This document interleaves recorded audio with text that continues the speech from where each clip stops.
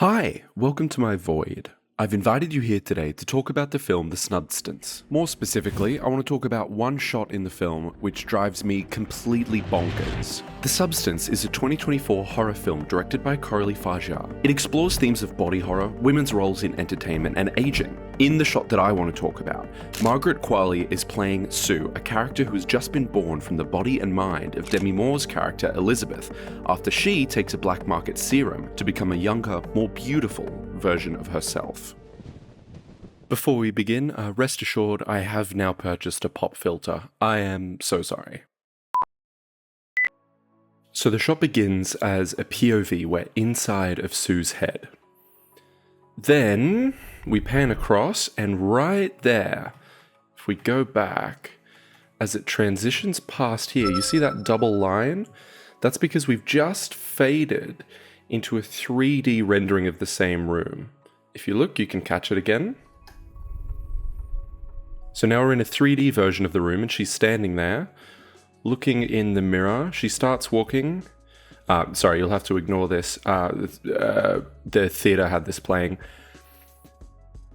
This hand here, you look and see how none of that lighting changes on the hand. That's a photo in 3D that she then wipes across. You can see there too, it doesn't line up here. Like, this is moving weirdly in relation to each other. Plus all this fog, not real. She wipes it away. Now look at all this fog around the sides. That's just going to start fading away. And it's gone.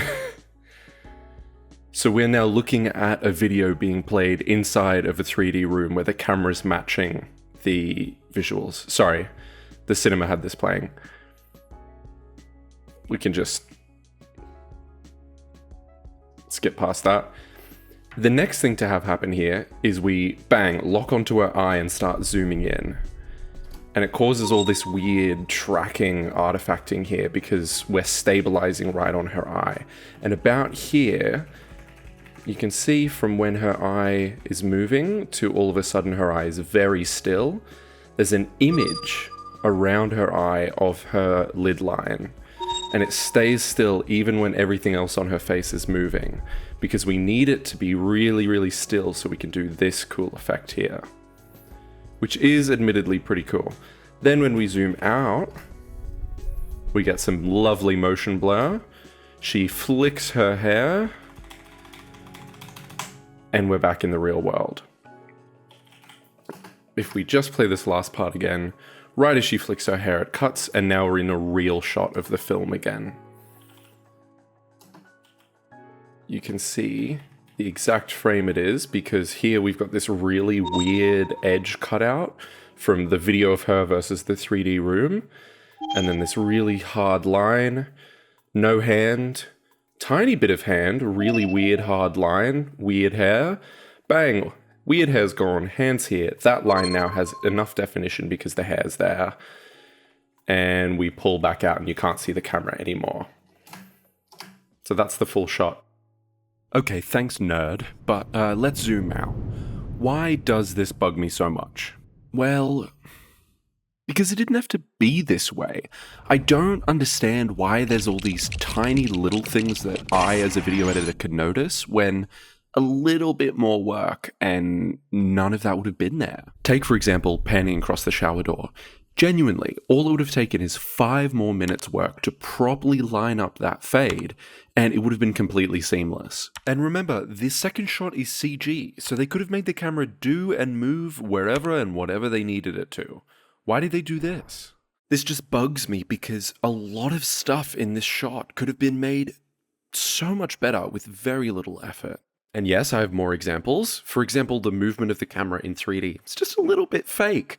A bit of random camera movement that would have made it feel so much more like it was being held by a real person. And hey, the entire room's a grid, so if worst comes to worst, it's not that hard to track the movement of the real camera. Another thing is how that fog fades away. You can add in random noise to texture how that fog fades. Make some parts faster and some parts slower. Add in a matte of like a drop of water coming down from where she's wiped it away. That little bit of extra detail, that little bit of extra noise, that crunch adds reality. Things that are too perfect feel too perfect. And so when we lock in on her eye, it's just a little bit too clean, a little bit of movement in the track, again, a bit of random noise, a bit of texture, a bit of crunch, and it wouldn't have been as obvious what they were doing there. Likewise, warping the shape of the eye as we zoom in, so it's not as obvious that that's a photo, would have been fairly straightforward. You could do that pretty easily in any editing program with a little bit of time, and added so much to that shot, where nitpickers like me wouldn't have gone,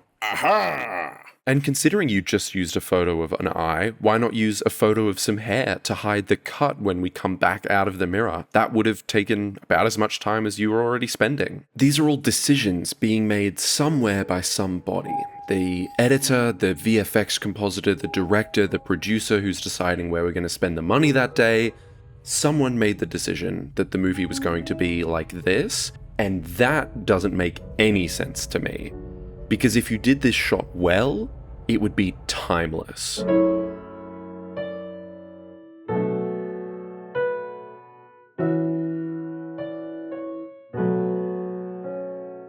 I left the theatre after watching The Substance feeling dissatisfied. Not because the movie was bad, by no means. It's great. But it could have been so much better. All it needed was small changes. Enough to add realism and hold the spell that a movie creates for its audience. This shot drives me bonkers because I want so badly to not know how the magician did it.